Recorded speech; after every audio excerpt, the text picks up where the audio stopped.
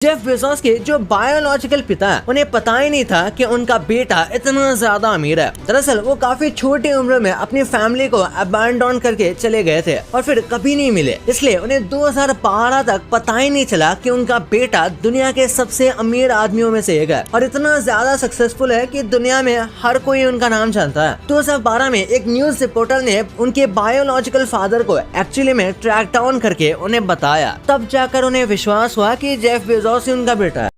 ये घंटे लगभग पिछले 200 साल से बज रही है। एग्जैक्ट डेट बताएं तो 177 ईयर्स से ये बजती आ रही है और इसके पास एक वर्ल्ड रिकॉर्ड भी है दुनिया के सबसे ज्यादा कमाल की बैटरी होने का। दरअसल ये ऑक्सफोर्ड में है और एक एक्सपेरिमेंट बेल थी जो कि एक नए तरीके के सिस्टम से बनाई गई थी और तब से लेकर अब तक ये बजती आ रही है। वैसे तो इसे अब सुना नहीं जा सकता क्योंकि ये 2 लेयर हार्ड ग्लास के पीछे है और अगर इन ग्लास को खोलने की कोशिश की जाए तो शायद ये बेल बंद हो जाए और इसी वजह से इसे सुन नहीं सकते, पर ये साइंटिस्ट के हिसाब से अभी भी बज रही है। चांद पर सबसे पहला कदम किसने रखा था? ये सवाल बहुत ज्यादा पॉपुलर है और इसका सबको आंसर पता भी है, नील आर्मस्ट्रांग। लेकिन क्या कभी आपने सोचा है कि उन्होंने पहला कदम तो रखा था, लेकिन पहला कदम कौन सा रखा, लेफ्ट या राइट? तो इसका जवाब है लेफ्ट। यानी कि चांद पर जो सबसे पहले पैरों का फुटप्रिंट है वो लेफ्ट पैर के फुटप्रिंट है। ये एक 400 किलो के आदमी का एक्सरे है। आप देख सकते हो कि इसके बोन पर कितना ज्यादा फोर्स आ रहा होगा। हर मोटा आदमी इतना मोटा नहीं होता, लेकिन उसके वजन के हिसाब से हड्डियों पर ये बहुत ज्यादा प्रेशर आता है और अगर ज्यादा टाइम तक आप वेट लॉस ना करो तो पतले होने के बाद भी आपके घुटने और कुछ बोन के जॉइंट्स को नुकसान ये कर देगा। मार्केट में आर्टिफिशियल डायमंड्स आराम से मिल जाते हैं, लेकिन एक असली डायमंड को बनाने में एक्चुअली में कितना टाइम लगता है? जो प्योर डायमंड होता है, यानी कि एकदम नेचुरली बना हुआ सबसे प्योर डायमंड, उसे 1 से 3 बिलियन साल का टाइम लगता है, तब जाके वो एक रियल डायमंड बनता है। और वैसे ही डायमंड्स की कीमत लाखों करोड़ों में होती है। यार एरोप्लेन में वाइब्रेशन कम करने पर बहुत ज्यादा फोकस किया जाता है और इसी वजह से उसके सारे कंपोनेंट्स को इतना स्टेबल बनाया जाता है कि वो कम से कम वाइब्रेट करें, क्योंकि वाइब्रेट करने पर जो स्क्रू होते हैं वो अपने आप निकल सकते हैं। जैसे कि इस एग्जांपल में देखो, जैसे ये वाइब्रेट हो रहा है, क्रूज धीरे धीरे करके निकलते जा रहे हैं और ये एक्चुअली में प्लेन में भी हो सकता है। एक बार इस वीडियो को देखो, ये एकदम 3D लगता है पर ये बस एक कार के बर्न आउट मार्क्स हैं। यार उसने बहुत सारा कस के ब्रेक लगाया होगा, उसके बाद ये ऐसा बर्न आउट हुआ होगा और किस्मत से ये मार्क ऐसे आए हैं जैसे कि ये टायर का शैडो हो और इस वजह से ये पूरा 3D लग रहा है। लेकिन ये पूरा जो हुआ है ये पूरी की पूरी तरह कोइंसिडेंटली हुआ है। यार रशिया में लोग बड़े डायरेक्ट होते हैं, इसी वजह से इन्हें कई बार रूड भी समझते हैं, पर ये बस इनका नेचर है। जैसे कॉल उठाकर ये हेलो हाई नहीं कहते बल्कि डायरेक्ट कहते हैं आई एम लिसनिंग, यानी डायरेक्ट मुद्दे की बात पर आ जाता है। और कई लोगों को लगता है कि ये एकदम रूड है, पर वहाँ ये काफी नॉर्मल बात है।